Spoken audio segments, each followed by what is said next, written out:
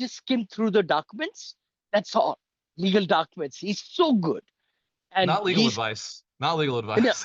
no, not legal advice. Not at all. Not at all. By the way, it's for entertainment purposes only, guys. Purposes But only. you listen, online entertainment and educational. We are not selling any securities. We are not giving you any financial or investment advice. You got to talk to your CPA attorneys, everybody like that. We are just doing it to get you to the next level so that you could really. And today's topic is really great, isn't it?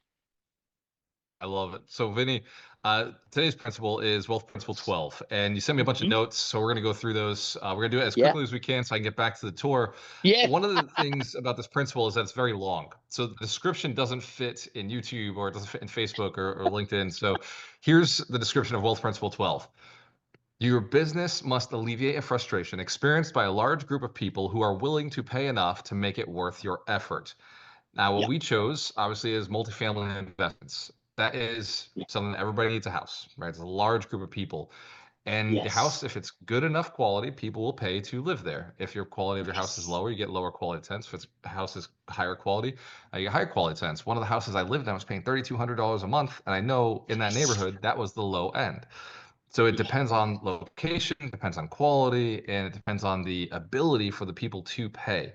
So for everybody Yeah. who's listening, if you're into multifamily or if you're into investing in any kind, just keep in mind your market will dictate how many tenants there are to work with you, and Totally. also you have to have enough tenants who have a problem.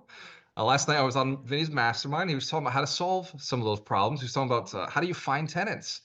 I said, well, I got a pretty busy street out there. I was thinking about putting a sign in the ground. He was like, bro, I got some ideas for you. We're talking about balloons. We're talking about flags. We're talking about banners. It's like there's also, if you got a busy street, there's a lot of things you can do to get tenants in.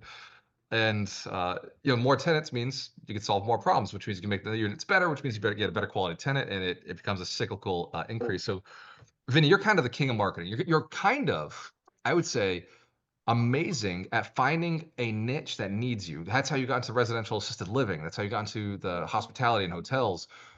You're very good at finding that space where there's a lot of people who have a demand. How do you start that research?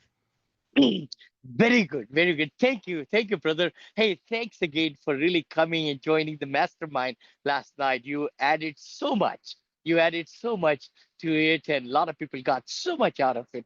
So, you know what the thing is, as entrepreneurs, you really see what your core values are and why you're in that business. You got to really be like when I converted myself from single family home to multifamily, it just made sense to an engineer from India who came with $7 in this country.